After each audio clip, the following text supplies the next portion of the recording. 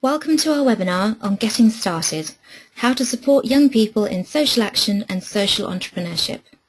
In this webinar, we'll be giving you some background as to why supporting young people in social entrepreneurship and social action is worthwhile, case studies showing examples of young people who've already done social action projects, the journey in terms of planning a project or venture with young people, our own top tips for supporting young people, and finally, information on further resources and activities to help you support young people.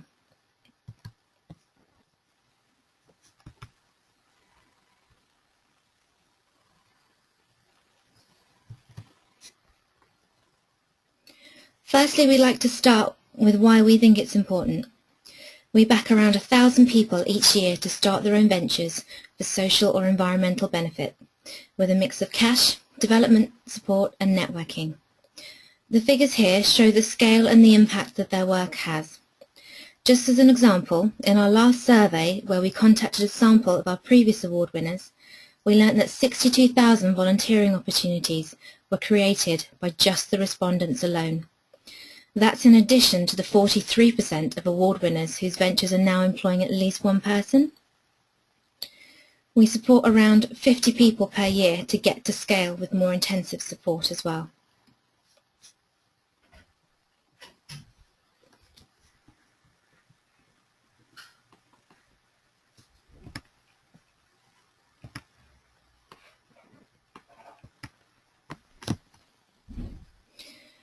So why do we support young people to become social entrepreneurs? When people receive awards from us, it boosts their confidence. Our research shows that this is at least as important as the cash in helping them move from thinking about leading a social venture to actually doing it. This is illustrated here on the confidence curve. Now we want to give you just a few examples of some of the young people we've supported and why they chose to do what they did. This example, firstly, is Honor Evans. Honor was 14 when she came to us for support. Her idea was simple yet brilliant. Honor loves shoes and has plenty of pairs herself. She realised that in today's throwaway society, thousands of shoes go to landfill, not because they can't be worn, but for a variety of reasons like changing fashion and replacing older shoes with newer ones. Honor hates to see waste, and she enjoys upcycling and crafting. Using her skills, she embellishes, repaints and customises shoes that are no longer wanted. She then sells them through ASOS Marketplace. The shoes are given a second life and are stopped from going into landfill. You can see her story in a short video on YouTube by following the link at the bottom of the page to find out more. Please feel free to share the video with young people to help inspire them too. Our next example is Joel Davis. Joel approached us with another great idea. When he tried to get a job after finishing his education, no one would hire him as he had no experience. He learnt that children from disadvantaged and migrant backgrounds weren't attaining good literacy levels and were less likely to gain good qualifications. Given their circumstances, they were also likely not to be able to afford private tutors to help them with their learning to address the situation. Joel's solution was simple. He started his own tutoring company employing university students from disadvantaged migrant backgrounds to tutor children from disadvantaged migrant backgrounds. The tutors are paid for their time and able to gain valuable work experience. The children were able to access support and attain better literacy results themselves. You can see Joel tell his own story here by following the link shown at the bottom of the site.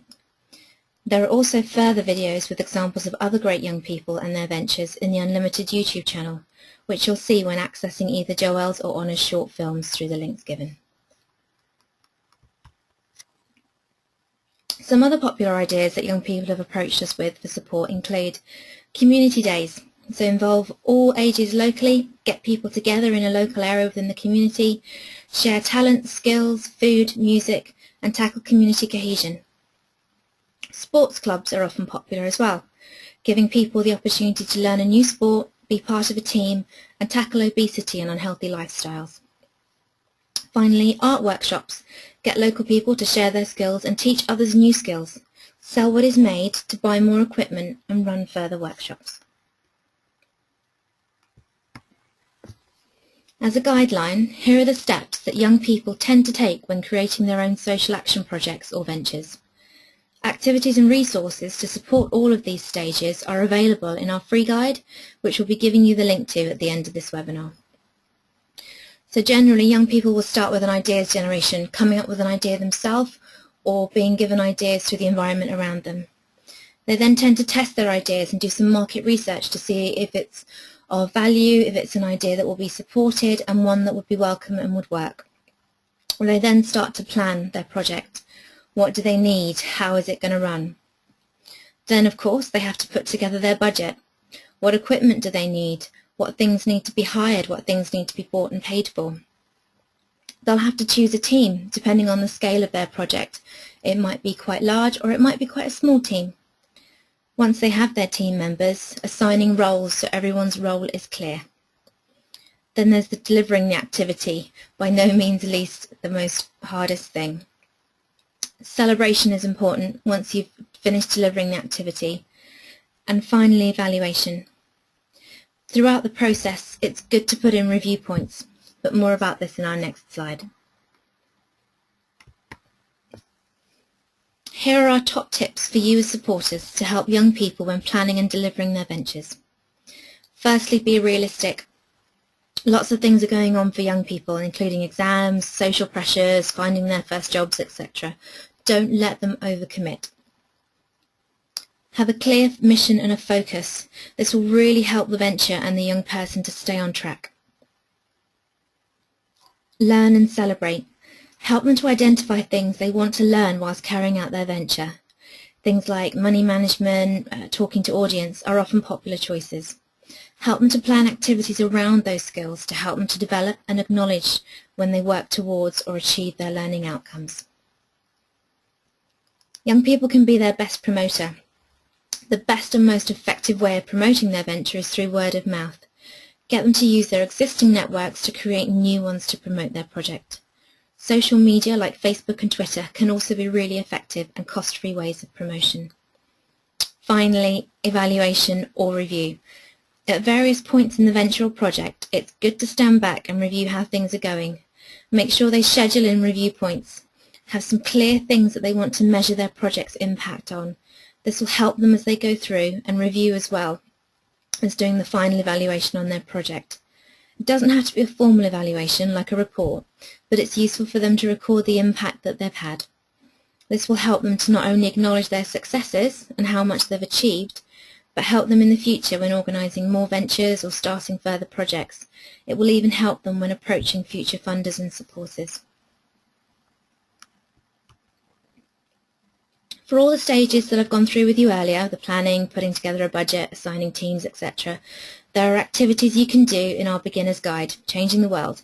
This is a culmination of what we've learned over the past few years working closely with young social entrepreneurs. It's a tool for sharing the stories, challenges and insights of young people who've had an idea and ran with it. The guide is completely free to view and download from our website www.living-it.org under the Resources tab. You'll also find on the website information on our support for young people, including NCS graduates, those in schools and in specific geographical areas. There are also further resources and tools to support supporters of young people and young people themselves. If you have any questions on any of the content featured in this webinar or would like to talk to us, please use the Contact tab via the living-it.org site. In our next webinar, we'll take you through how to run a social action bootcamp with a group, going through all activities and planning elements needed. Thank you for joining us for our Getting Started webinar.